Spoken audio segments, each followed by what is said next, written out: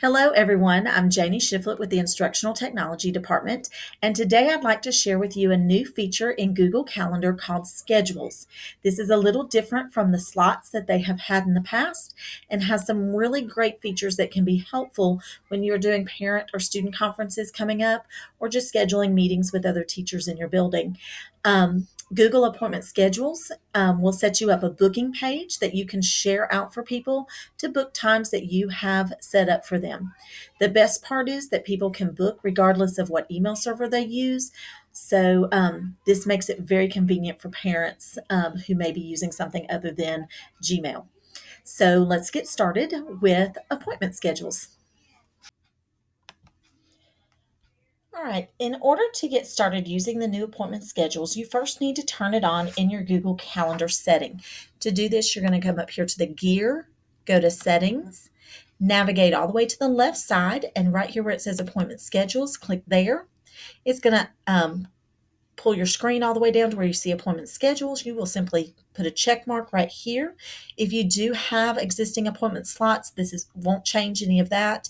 But do note that it says preview the new appointment schedules that will eventually replace appointment slots. So in order to create this, you do need to be in either a day or a week view. You pick your day that you're going to create slots for parents to book appointments or other teachers, and simply start just like you normally would. Click, add your title. And instead of this being an event that people are going to come to, you're going to create this as an appointment schedule. Notice it changes here. You don't have to worry about your time here. We're going to change that a little bit further and then hit continue. So right now I have appointment duration. I've got 30-minute slots. I'm actually going to change this to 20-minute slots, but notice it's not available. All I have to do is come down here to custom, change this to a 20-minute time slot, and click done. Then I'm going to look here and I can create different ones for different days. For this one, we're just going to do Thursday. I'm going to start though at 7:30 and I'm going to work until 11:30. And then I'm going to take a lunch, but I'm going to come back and do conferences. So I hit the plus. I'm going to say I'm going to come back at 12:30, work again till 3:30, and then but notice, so I've got 20 minutes. All of these are little 20-minute slots from these time slots to choose from. Now, your scheduling window, you determine whether you want this to be available right now for people or if you want to set a start and an end date of when you want this appointment time to be available. You can also change the maximum time in advance that an appointment can be booked from 60 days in advance to 20 days in advance, whatever suits you. And also there's a minimum time so that parents can't come in the last minute and you're not prepared. You can change this up to 24 hours or even more than that. One of the great things about this, though, is that at the very bottom here, this booked appointment settings, when I click here, this gives me what we call a buffer time. I want to add some time between my appointments.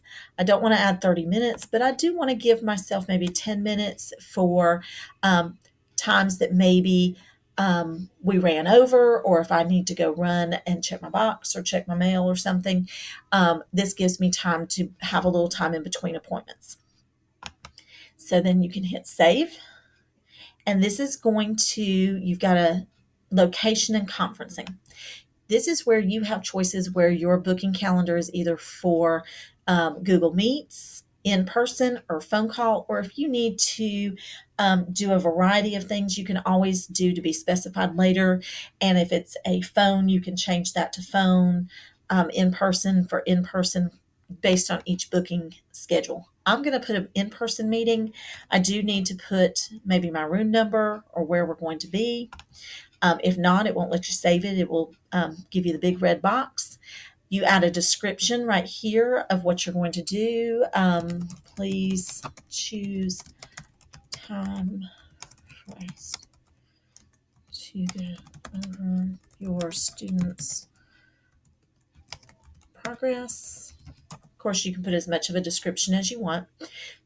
The booking form, this is what people will see. I would definitely take their first name, last name, and their email address.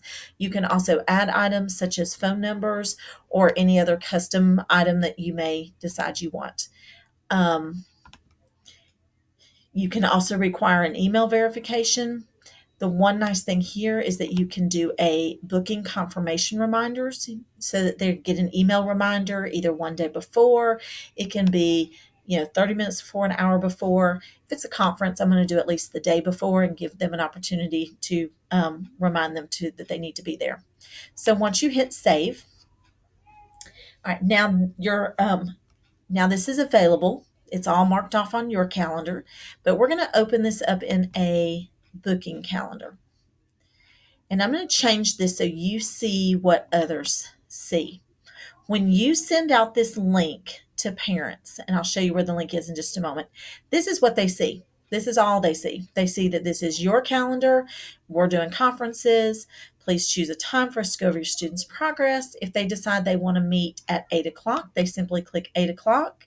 They're going to put who they are and their email address and hit book. So now that I'm back in my regular calendar, you can see where that conference that we scheduled just a moment ago has now populated onto my calendar. If I want to click on this box, then I can open this back up as the booking page, or I can also this is where you find your share link. Just click on link and copy that link and share that out to parents so that they can access that booking page that they used earlier. And then as the week goes and people are scheduling, you'll start beginning to see the different conferences populating into your schedule in this area that you have blocked off for conferences. So that is Google Scheduler. If you have any questions or need some help, please reach out to your local instructional technologist. We will gladly come out there and help you however we can. Thank you.